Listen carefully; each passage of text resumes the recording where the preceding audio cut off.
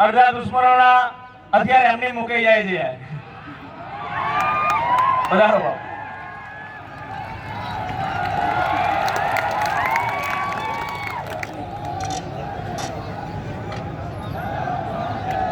જય ભવાની, જય ભવાની, જય ભવાની. બે હાથ ઊંચા કરો, બે. જય ભવાની, જય ભવાની. મારે તો આજ આભાર આણંદનો માનવો પડશે. કલ્પના ન કરી શકાય આ જગ્યા નાની પડી અને ખરેખર યુવાનોમાં મેં જાગૃતિ જોઈ. એ આણંદ તમે એક ઇતિહાસ બનાવશો, ઇતિહાસ. હું તો 2 કલાક પહેલા આવી ગયો. 2 કલાક તો સેલ્ફી આવેલી બહાર. મારા યુવાનોને આટલો પ્રેમ શા માટે? ખરેખર આ આપણું ઐતિહાસિક સંમેલન. આજે જો આણંદમાં 50-75 હજારની સંખ્યા હોય અને 33 જિલ્લામાં આવા સંમેલન થાય અને પછી એક સંમેલન બોલાવ્યું હોય તો 5 લાખ નહીં 50 લાખ થાય. અને હવે 50 લાખનું સંમેલન કરશું અમે. અત્યાર સુધી અમારો એક મુદ્દાનો કાર્યક્રમ હતો, ઓપરેશન રૂપાલા, મિશન રૂપાલા. મારી બેનું દીકરીઓ, મારી માતા માટે, છત્રણા માટે, જે ભગવાન રામની અને ભગવાન કૃષ્ણની દીકરીઓ છે, એ અમે તો ભગવાનના દીકરાઓ છે. તમારી આવી હિંમત કેમ આવે? એક છત્રણા ઉપર આવી ટિપ્પણી કરતા તમારા પેટમાં પડેલું પાપ બહાર આવ્યું, પણ તોય અમે તો તમારો આભાર માની છીએ કે માં ભવાની તમારી જીભે આવીને આવું બોલાયું અને મારો સમાજ આજે એક થયો. પૃથ્વીરાજ ચૌહાણ થી 1100 વર્ષ સુધી આવી રીતે આપણે છત નીચે ક્યાં લઈને બેઠા. કોઈના બાપની તાકાત નથી. આપણે માગી ઈદ મળે અને આપણે કઈ ઈદ થાય, પણ આપણે સુસુપ્ત અવસ્થામાં બેઠા છે. જો તમે જાગ્યા અને મળ્યા તો આજે એનો પ્રભાવ જોવો. સરકાર ગાંગી વાગી હતી કે એક જ મુદ્દાનો કાર્યક્રમ, બધું ભૂલાઈ ગયું. બધું 5 લાખથી જીતશું, બરાબર ને, ફરાણું ઢીકણું પૂછડું જેવું એ બધું તમને ખબર જ છે. હવે પૂછડું નથી બતાવી ગયા.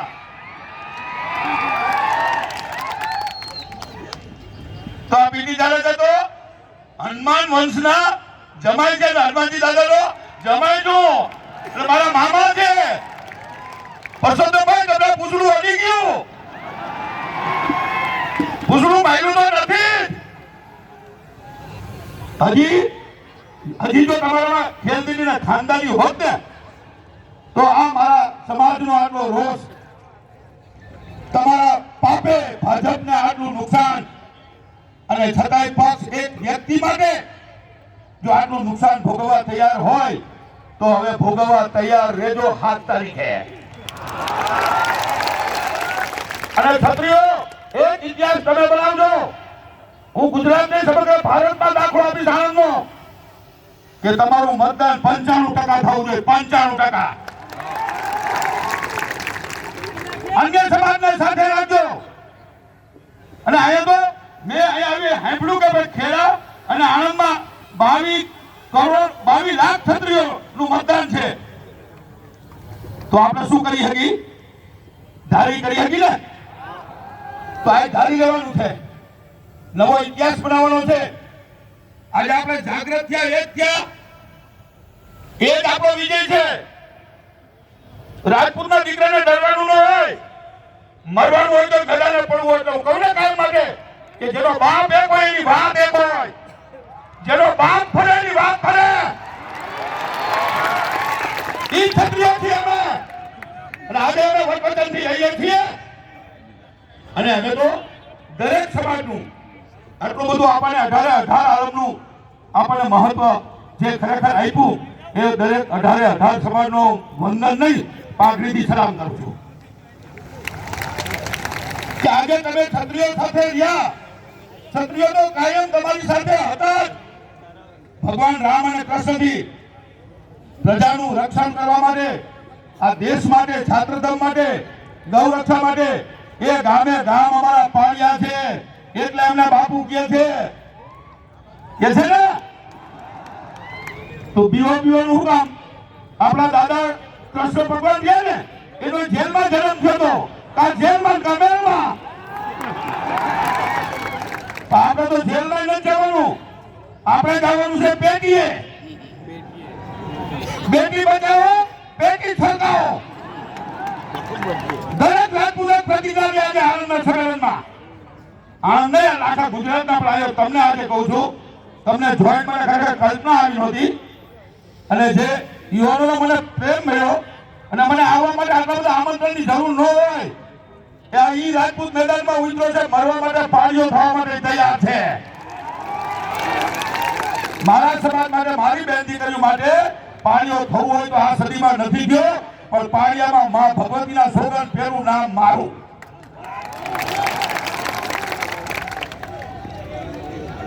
જય માતાજી, જય ભવાની. તમારો ઉત્સાહ અને તમારી તાકાત જોઈ લીધી. આજે આપણે જે એક છત નીચે બેઠા ને અહીંયા જ આપણો વિજય જાહેર થઈ ગયો. એટલે હાર જીત થી કોઈ ડરવાનું નહીં, મોત થી તો ડરવાનું નહીં, પણ હાર જીત થી પણ નહીં ડરવાનું. હાર જીત તો છે ને ગૌણ વસ્તુ છે.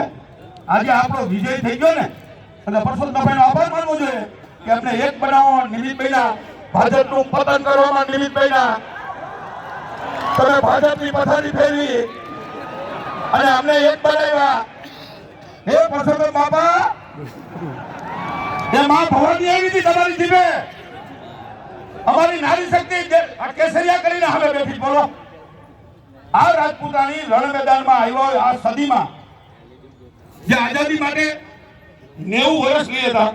સૌથી પહેલો બળવો ઝાંસીની મહારાણીએ કર્યો હતો 1957માં અને આઝાદી મળી 47માં. 90 વર્ષે ભગતસિંહ એવું વિચાર્યું હતો કે મને ફાંસીની સજા થાય તો યુદ્ધ મેદાનમાં ન હોત. તમારા સંકલ્પ સમિતિમાં એવા યોદ્ધાઓ છે એટલે વિશ્વાસ રાખજો. મેં તમને કીધું એમ લાલચ, લોભ, પ્રલોભન બરાબર છે એમાં વેચાય એવો એક પણ નથી. અને જેથી વેચાય ને તેથી એનું નામ હું જાહેર કરીશ અને ગદ્દાર કહીશ કે તું સમાજનો ગદ્દાર. ગદ્દારો ઘણા છે અત્યારે જે સમાજની સાથે નથી. તમારા એક નાના મોટા હોદ્દા માટે તમને આવડું બટકું ફેંકી દે, તમે ખાતા ધરાતા નથી. ક્ષત્રિય સમાજની પથારી ફેરવવા ક્યાં ગયા છો તો તમારો જન્મ ક્યાં થયો છે? રાજપૂતાણીમાં કે રાજપૂતાણીમાં? અરે ભગવાન, દરેક ભગવાને તમે જો રાજપૂતાણીની કુખે જન્મ લીધો છે એ ભગવાનને પણ ભૂખ હતી કે જન્મ લેવો તો અહીંયા જ લેવો. તો જો ભગવાનને ભૂખ હોય તો તમને શરમ આવી જોઈએ. હે સમાજના વિરોધીઓ, તમને અમે કઈ ડિસ્ટર્બ કર્યા નથી. આપણે કીધું કોઈને, આપણે એટલું કીધું કે અમને સમજાવવા ન આવતા, પરસોત્તમભાઈ ન સમજાવી ગયા તો અમને હું કબૂરો સમજાવી લેવો. પરસોત્તમભાઈ તમારું 9 મહિના આ તો 22 કરોડ ક્ષત્રિયનો પ્રશ્ન છે. આપણે તો આનંદ આપણે ગુજરાતમાં કર્યું તેના પડઘા ઠેઠ રાજસ્થાન, MP, UP 15-16 રાજ્યોમાં પડ્યા છે. મહિપાલસિંહ જેવો યોદ્ધો હોય, 22 રાજ્યમાં કરણી સેનાની સ્થાપના થઈ હોય. આમાં કરણી સેનાનો તમે આભાર એટલે માનજો કે કરણી સેના જે રીતે કૂદી પડી છે ને રણ મેદાનમાં, એટલે જોર આવ્યું ને જોર એ ઘર સુધી ને ચૂલા સુધી ગયું છે.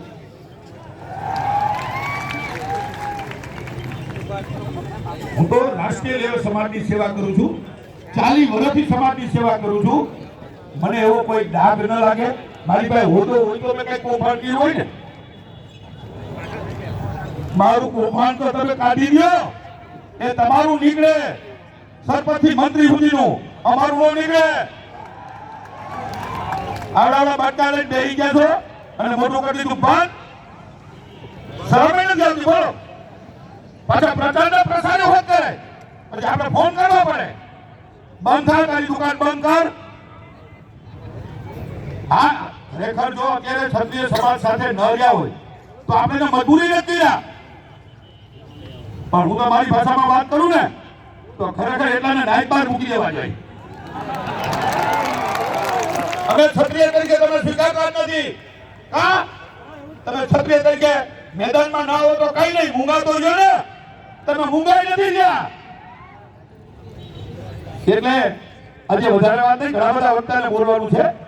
મારી તો તમને ખ્યાલ જ છે કે 10 બોલમાં જ 4 રન કરવાના હોય અને કરું છું, આપને ખ્યાલ છે. અને મારી બે શક્તિ છે, આ ગળામાં 4 માળા પહેરીને એ મારી ભક્તિ છે. 3 કલાક